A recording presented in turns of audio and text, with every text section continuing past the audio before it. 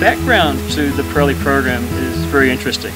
Pat Parelli himself, he was a horse lover. He didn't come from a horsing background. He was just one of those guys that, for whatever reason, loved horses. So as a kid, got involved in horses, became a rodeo rider. Of course, he's from California. Became a rodeo rider in high school, and became a professional bronc rider.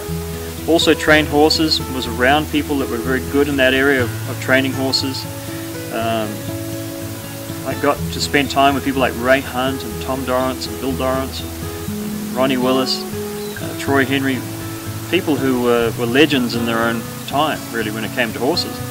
So he did, when he finished his rodeo career, which was after 14 years of riding bronc horses professionally, he got into horse training.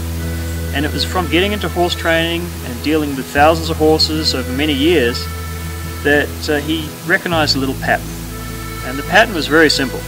He would start young horses, introduce them to the concept of being saddled and ridden for the first time. He'd develop horses along, and usually it was about 2 or 3 weeks after the horse went home that he'd get a phone call, and the horse had developed some issues or problems that it previously hadn't had, or it wasn't doing things that it previously could do.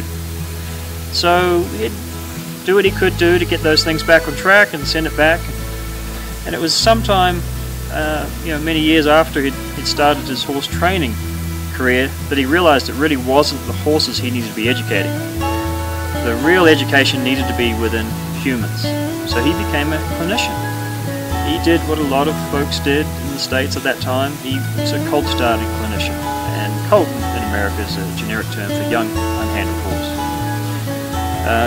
And he was smart enough to realize after a little while that folks needed a little more education in horsemanship before they could start dealing with unhandled horses. So he started to develop courses for teaching people horsemanship to then enable them to start young horses.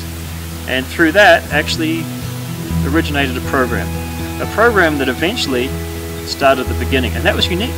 No other horsemanship program had ever done that before. No other horsemanship program had ever started somewhere without assumed knowledge. So he set about setting up a levels program that started at the beginning, and it was designed uniquely to teach humans. So it was actually designed to develop a human, so then they could go about developing horses.